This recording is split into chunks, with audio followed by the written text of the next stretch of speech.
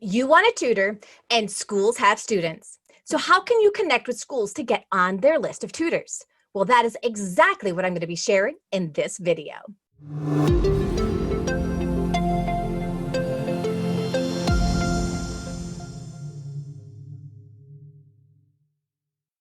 Hey there.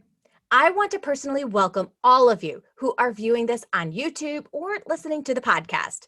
My name is Joanne Kaminski, and one of the things that I made sure to do when I was getting my online tutoring business started was visit local schools and ask to be added to their list of tutors.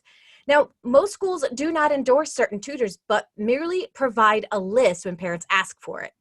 Now, just so you know, most schools will reference parents to have their child take summer school or be enrolled in classes during the day to try to help the child before they recommend a parent hire a tutor. However, a few parents each year may receive this list and your name could be on it. So, how can you get on it? Keep watching. Now, I just recently created a free download called 50 Plus Ways to Get Online Tutoring Students, and you can get access to this list for free. All you need to do is click on the link in the description and add your name and email. A copy will be given to you directly in your inbox. So how do you actually approach schools? Well, first, determine what age students you want to work with. If you want to work with elementary or middle school students, you can call the office, ask if they happen to have a list that tutors can be added to. If they do, they will take down your information and add you to the list. And if you're looking to work with high school students, then you're going to want to contact the guidance counselors to get added to the list. Once you know who you can work with, it will help you out a ton. So figure out who you want to tutor and where they live. Keep a list of schools that you have contacted so that you can update your information and make sure that they have the right information. What do you do if they tell you they don't have a list? Give up. Stop calling all schools and tell yourself there must be no schools that have a list. Just kidding. But this isn't far from what tutors actually do. Inside of their own head, they think, I've tried it, it doesn't work. But I'm going to put this in a different light for you. Let's say you approach 100 schools and 10 say that they'll put you on the list. I want you to know that the most important thing to remember here is not that just being put on the list, okay? It's about standing out from everyone on that list and building a long-term relationship with a group of people that can refer you for a long time in the future. Now, this relationship is not something that you could just take for granted. But let's say over the next year, you get 5 students. Each student pays you over $200 a month and works with you for an average of 4 months. Each student is worth $800 times 5, which is $4,000. Would you say that would have been a waste of your time to get on those lists? To make the following year easier for you, keep a list of students who said that they would and wouldn't add you to the list. This way you know who to contact and who not to contact. So where can you get a list of schools? Good question. Well, this is where you have to do the legwork. So you want to think about where you want to work. Now you can play the time zone game. So let's say you live in the Midwest like me. Then you think of the times of the day where you want to work and where would be the best place to find them. Now my own children used to go to school until 4:30. So I loved when I could approach schools in my area where they got out earlier and approaching schools on the East Coast because of the time difference. Now these students could potentially work with me earlier so that I could do that time slot between 2:30 to 4:30, booked every day before my own kids got home. Now, if you want to work later, you can approach schools on the West Coast because it wouldn't be as late there. Playing the time zone game makes it fun to get students from all over the world. Now, you can also begin to think about other countries and contact them as well. Most tutors are not willing to put in this kind of grunt work into their business, but when they do, they have a long-term strategy that could potentially work for their entire career. Now, I don't suggest this to be your only strategy, but set out 2 weeks out of the year to contact schools at the beginning of the school year, each year after you've initially done this to update your information and make sure that it's accurate. The office workers are not intentionally making mistakes with your information, but mistakes do happen. Now, Terry Grigsby followed up with a school 1 year after she initially called them and learned that this can't be taken lightly. She ended up having them misspell her information, and so she decided to get that fixed, and now people are able to contact her with the correct information. Now, Terry Grigsby also has some amazing tips for getting on this list. Since she teaches high school math, she writes emails to counselors. First, she suggests going to schools that have you've either taught at or you know people at because they're going to refer you first. Next, she suggests getting involved with school by volunteering or subbing so that people will get to know you. And Rita Santos has built her entire business this way. And it is the easiest way to get students because people like to refer people they actually know, like, and trust. And after Terry has exhausted her contacts, she emails schools where she doesn't know anyone and contacts the counselors with individual emails. And Terry specifically looks for middle to upper class areas that can afford her tutoring. She doesn't focus on all the schools because not all schools are her ideal client. And everyone's ideal client is someone who can afford you, right?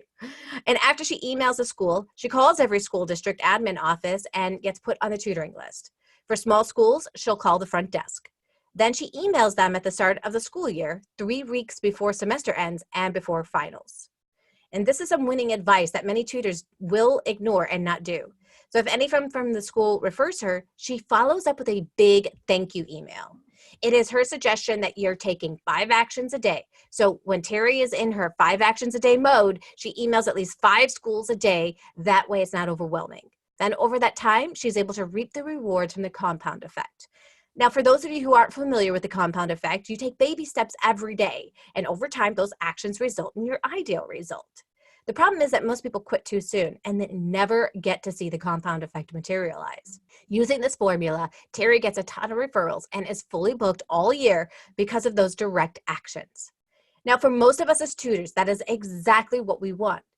Do you like this content? If so, hit that like button and subscribe so that you can learn 50 other ways that you can get online tutoring students. And if you want to get that complete list of strategies, click on the link in the description so that you can download it for yourself. Now, did you hear that you can also access my content via podcasts? That's right. If you happen to have an iPhone, all you need to say is, Siri, play the Online Tutor Business Podcast, and she'll play it for you. How cool is that? Now, if you're in the car, taking a walk, or doing the dishes, you can stay in the know about the online tutoring world. And complete list of podcasts in the description. Please leave a 5-star review of this podcast and your personal review for other people to be able to see. This will help me be able to reach more people trying to get their online tutoring business started. Now, another tutor, Mario Ranchi, has also had success by booking calls with counselors, teachers, and principals. He mentioned that LinkedIn is powerful for this and that all you need to do is target keywords in the search of the type of subject, school, the name of the person supposedly in charge, and then sending a targeted direct message to each one. He said that if you're doing it right, it can lead to a lot of opportunities. So I was curious and asked him, well, how do you do it right? Because many tutors really don't know what that means. I mean, I've had many tutors message me on LinkedIn and say, hey, can you give me students? And this will never lead into a positive relationship or any kind of referral. It's extremely off-putting. Mario responded back with, you know what, there are many ways to do direct messaging right. You can compliment them on something specific to personalize the message. You can try getting your foot in the door technique, asking to get on a call because you want to learn more about the issues that they as a school staff are dealing with when it comes to kids struggling with XYZ subjects. And then you'll see if they are open to having you recommend it or not. The key in that strategy is lowering the barrier to entry with a message that asks for very little. You could try a smooth approach where you're casually chatting with them through direct messaging, but also leading the conversation to schedule a call. He said, couple that with a good content strategy and you're pretty much set, inbound and outbound. Always remember though, you have to bring something valuable to the table. All the tactics in the world won't work if you don't get your communication of value sorted. And this is brilliant, right? I mean, think of how you can be of value to them instead of expecting them to do something for you. You need to remember that they honestly owe you nothing. So to expect them to do anything for you would be completely off base. Now, here's the most important thing to remember.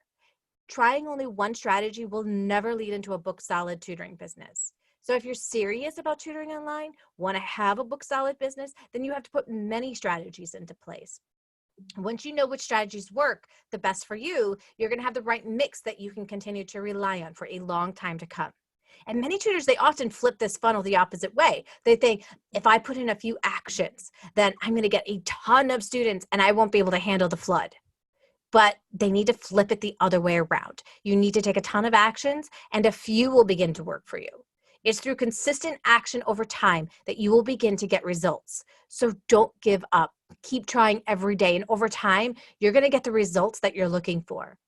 Now, next week, I'm going to share how joining networking groups can help you as you're getting started. And this is more of a long-term strategy, but building short-term strategies, ones where people will hire you immediately, and building long-term strategies, ones where people may remember you and refer you over time, are extremely important to every tutor. Everyone loves to get referrals, and joining networking groups is one way to do that. Now, the last 2 weeks, I've shared about word of mouth strategies and car advertising. If you happen to have missed them, just click on the link on the right-hand side and you can catch a replay. Stay tuned for next week to learn how to get referred by people in networking groups.